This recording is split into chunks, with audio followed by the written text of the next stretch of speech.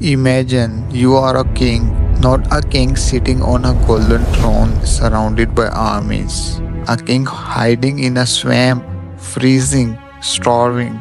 Everything is gone, and the only thing standing in the way is a man with a few dozen soldiers. This is the real story of Alfred the Great, and it is one of the most dramatic survival stories in the entire history of the world.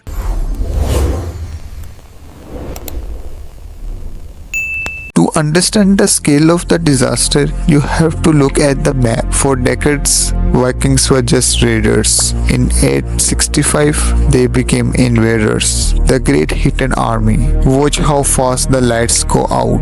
866 AD, Northumbria falls. The Vikings storm York and execute the kings. 869 AD, East Anglia is next. King Egbert is tied to a tree and used as target practice for Viking arrows. 874 AD, Mercia collapsed. The Vikings seize the royal burials at Repton and drive the king into exile in Rome. By 877, only one kingdom is left standing, Wessex, led by Alfred, a 30-year-old king who had spent his entire youth watching his world burn. He was the final barrier between a Viking England and the history we know today. What happened in January 878 was not a battle. It was a psychological assassination. Guthrum, the Danish leader who now controlled most of England, launched a surprise midwinter strike directly at Alfred's royal residence in Chippenham, Wiltshire. The timing was deliberate and calculated. It was 12th night, the Christians' feast of Epiphany, one of the most important celebrations in Anglo-Saxons calendar. Alfred's court was feasting, celebrating, completely off guard. Medieval warfare had an unspoken rule. You did not compel in winter. Roads became impossible. Armies could not be fed. Fighting stopped until spring. Guthrum knew this rule. He simply chose to break it. Alfred's professional household warriors, his horse crew, were present, but the main military force, the Ford, had been disbanded for the winter and sent home to their farms. Alfred had no army, he had guards. The Vikings overran Chippenham.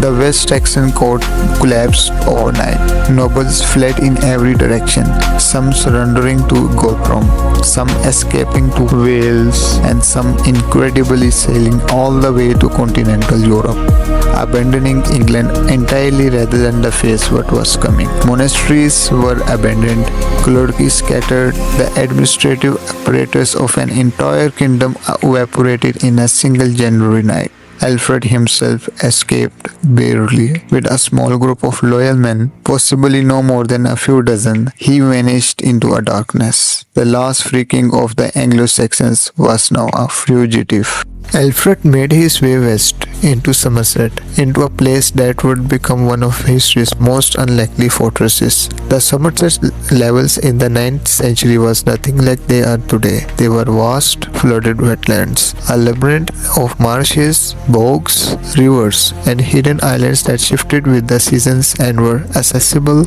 only to those who knew their secret paths. For an invading Viking force built for speed and direct assault, it was essentially impossible. At the heart of the wetland was a small raised island called Athelney, and this is where Alfred made his stand.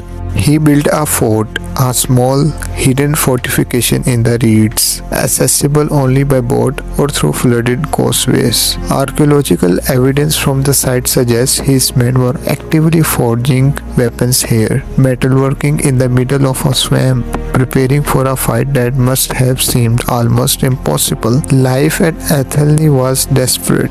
Alfred's group survived by raiding small targeted strikes on Viking-held territory to gather food and supplies. They depended on the loyalty of local Anglo-Saxon peasants and fishermen who knew the marshes and were willing to shelter and feed their fugitive king. Had any of them betrayed Alfred's location to Guthrum? The story ends here. And yet he stayed. He did not sail to France like his nobles. He did not surrender. Something in this man refused to quit. What happened next in those Somerset marshes is one of the most remarkable intelligence and organization operations of the early medieval world. Alfred, from his hidden island base, began secretly rebuilding. He sent riders through the marshes and forest, trusted men who knew how to move through Viking-occupied territory without detection, to contact an alderman of Somerset, Wiltshire, and Hampshire. These were the regional lords and who had gone to ground, hiding on their estates, waiting. Alfred's message to them was simple: hold on, he was coming back. This was what Alfred was fighting to reverse, not just a throne, a civilization.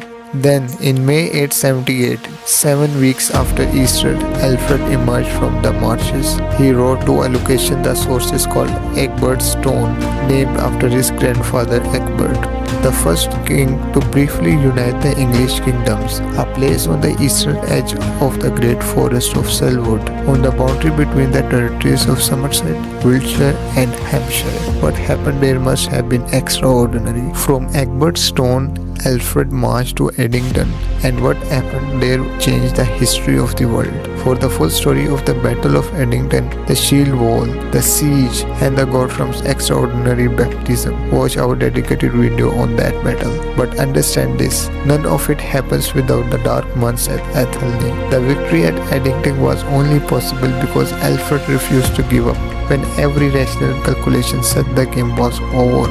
So, if Alfred had failed in the swamp, there will be no England, no English language as we speak it today, no English common law. The entire map of the world will look different. England was saved not by a massive empire, but by one man, Alfred the Great.